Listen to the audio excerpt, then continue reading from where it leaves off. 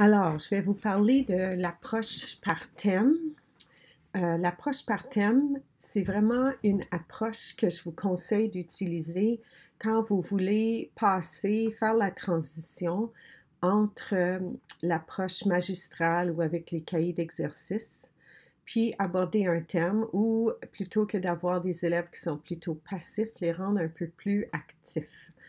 Alors, je vais vous parler de deux types de thèmes. Je vais commencer par le thème pour les plus jeunes enfants, puis je vais surtout vous parler d'un super exemple extrême de l'approche par thème. Puis j'espère qu'avec ça, vous allez mieux comprendre ce qu'on entend par l'approche par thème. Alors, ce qui fait la différence entre l'approche par projet puis l'approche par thème, c'est que presque toujours ou exclusivement, le thème est choisi par l'enseignant, puis les élèves n'ont pas vraiment de choix beaucoup à faire. C'est l'enseignant qui montre les choses. Alors, ça, c'est l'idée de base. Travailler par thème, ça se fait souvent en maternelle, puis aussi quand on étudie une langue seconde, puis ça peut être une belle façon de développer le vocabulaire. Puis souvent, ce qu'on fait, c'est que on a un thème du début, puis ici, on a le thème de l'hiver. Puis ensuite, avec le thème de l'hiver, mais on peut avoir des sous-thèmes qui peuvent être étudiés. Alors, on peut regarder, par exemple, avec des enfants de maternelle, les sports d'hiver. Alors, différents types de sports d'hiver, différents outils ou appareils qui peuvent être utilisés en lien avec l'hiver. On peut regarder le nom des vêtements qu'on peut porter. Puis, on peut aussi voir des idées en lien avec la neige comme telle. Alors, voici une idée de base. Puis, très souvent, l'approche par thème peut être utilisée avec une autre approche, puis c'est souvent l'approche de coopération ou le travail d'équipe. Alors, un exemple, ça peut être qu'on demande aux élèves, on donne un sous-thème aux élèves, puis les élèves essaient de trouver des mots qui sont en lien avec chaque équipe choisit un sous-thème, puis essaie de trouver des mots. Alors, ça, c'est la base qui peut être utilisée en maternelle, aussi en langue seconde, puis il y a d'autres façons de travailler les thèmes.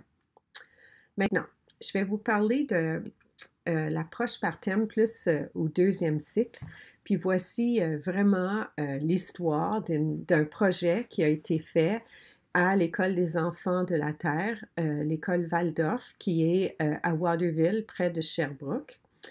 Les photos ont été prises par Marie-Josée Gosselin, qui est maintenant la directrice de l'École des enfants de la Terre, mais c'est une ancienne du BEPP à qui j'ai enseigné, puis qui a suivi 3 cours avec moi. Alors, je vais juste vous montrer finalement je vais vous montrer les étapes que les élèves ont suivies pour faire un projet, pas un projet, mais un thème. À première vue, vous allez peut-être penser que c'est un projet, puis ça peut ressembler à un projet, mais la seule différence, c'est que c'est l'enseignant qui a vraiment tout décidé des étapes à suivre. Alors, si les élèves avaient été impliqués dans cette activité-là, avaient fait des recherches pour trouver comment on faisait du pain à l'étape de la Nouvelle-France, puis comment on avait un four à pain, puis comment c'était construit, ça aurait pu très bien se transformer en projet. Mais l'exemple que je vous donne, c'est vraiment une thématique. Alors ici, on voit que les élèves ont construit une base pour le four à pain, puis on peut voir un peu les étapes qui ont été suivies. On voit que les élèves ont aidé à faire la fondation finalement de ciment pour faire la table ou le support qui allait comme où on allait mettre le four à pain. On voit différentes étapes du projet qui ont été faites par les élèves. Puis les élèves ont participé, mais il y avait quand même des parents qui participaient au projet parce que les élèves étaient en 3e ou en 4e année. Alors, voici la base qui a été faite.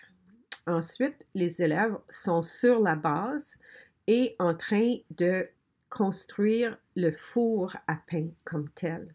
Alors, pour faire le four à pain, c'est un peu à la manière que c'était fait en Nouvelle-France, mais la seule chose qui est différente, c'est qu'ils ont ajouté des briques. Je ne sais pas si c'était vraiment des briques comme ça qui étaient utilisées à l'époque, mais la forme peut ressembler un peu. C'est comme une forme de igloo. Puis là, les enfants sont tous en train de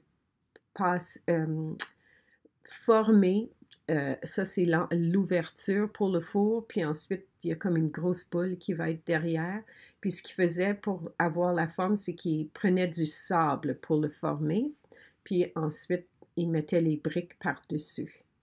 Alors ici, on les voit en train de placer les briques qui vont aller éventuellement à l'intérieur du four.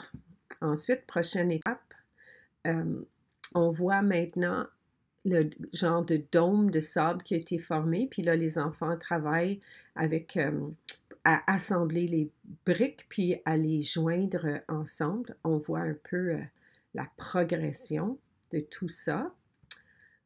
Non, on l'a vu avant. OK. Ici, vous voyez le four qui est fait. Ici, vous voyez le four. Maintenant vient l'étape de prendre le blé pour faire la farine, pour faire le pain.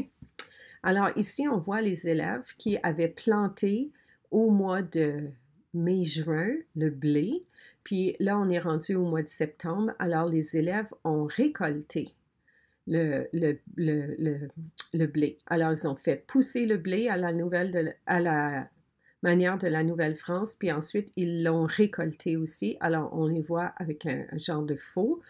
Et ici, ils ont, c'est comme une technique spéciale pour, à la manière de la Nouvelle-France, pour séparer les tiges ou la paille des grains de blé. Alors, ce qu'il faisait, c'est qu'il y avait comme une sorte de bâche, puis il lançait tout ça vers le haut, puis il fallait faire ça une journée où il ventait beaucoup, puis le vent emportait les morceaux de paille qui étaient plus légers, puis le blé retombait. Dans la prochaine vidéo, on va voir le blé. Alors ici, on voit les grains de blé, puis ici, on voit la paille qui s'est séparée. Alors, c'est vraiment la technique qui était utilisée à l'époque de la Nouvelle-France. Alors là, ils ont leur blé. Alors, la prochaine étape, c'est de moudre le blé. Alors ici, ils avaient, habituellement en Nouvelle-France, ils avaient un moulin, mais c'est un petit moulin miniature. Puis là, les élèves mettaient les grains de blé qui avaient été récoltés. Puis, ils ont pu faire de la farine pour le pain. Puis, ça se peut qu'il n'y avait pas tout à fait assez de farine. Alors, ils ont ajouté un peu de farine achetée, mais il y avait quand même de la farine qui avait été faite avec le blé qu'ils avaient récolté.